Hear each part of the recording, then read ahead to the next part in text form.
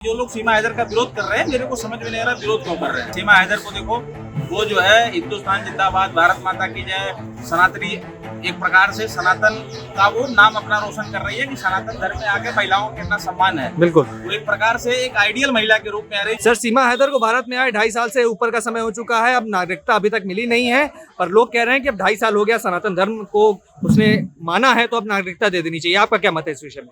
देखिए, सीमा हैदर भारत में आई, जरूर अवैध रूप से आई थी, लेकिन बाद में सारी जांच प्रक्रिया से गुजरी है। जांच एजेंसियों ने तमाम जांच किया, सारी प्रक्रिया पूरी की, तो सीमा हैदर के ऊपर जितने भी आरोप लगे थे सारे आरोप झूठे निकले।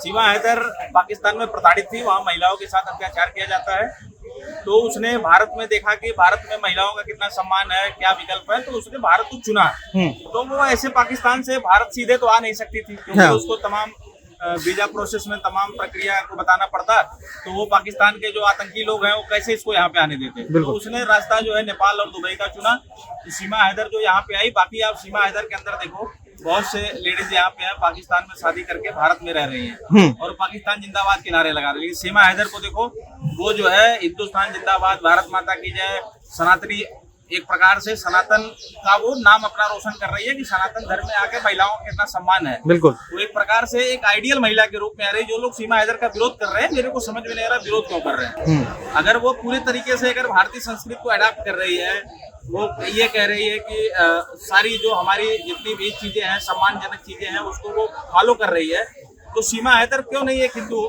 वो कन्वर्ट हो गई। नहीं, पर लोग कह रहे हैं कि जब ऐसे इसी आधार पर अगर नागरिकता मिलने लगी तो यहाँ पर देश में करोड़ों रोहिंग्या रहते हैं, वो कहेंगे कि हम भी सनातन एक्सेप्ट करते हैं, हमें भी नागरिकता दे दी जाए। पाकिस्तान से कल को और भी लोग आ जाएंगे, कहेंगे मैं प्रेम करती हूँ, मुझे भी नागरिकता दे दी जाए। इस तरीके से तो धर्मशाला बनता जाएगा देश।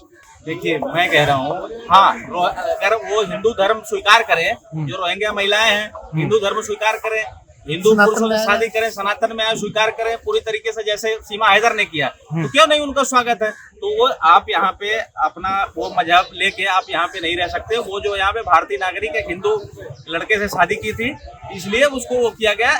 उन दोनों बातों में पूरा फर्क है।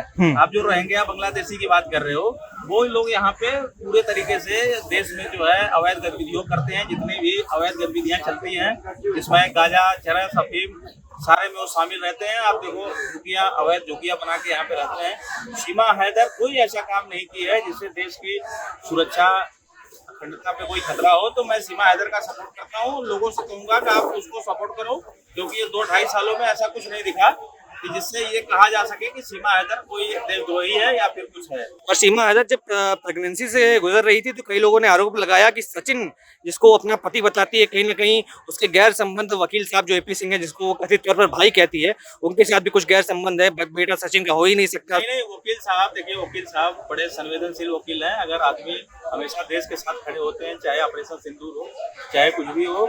वकील साहब एपी सिंह जी से मैं बहुत बार मिला हूँ।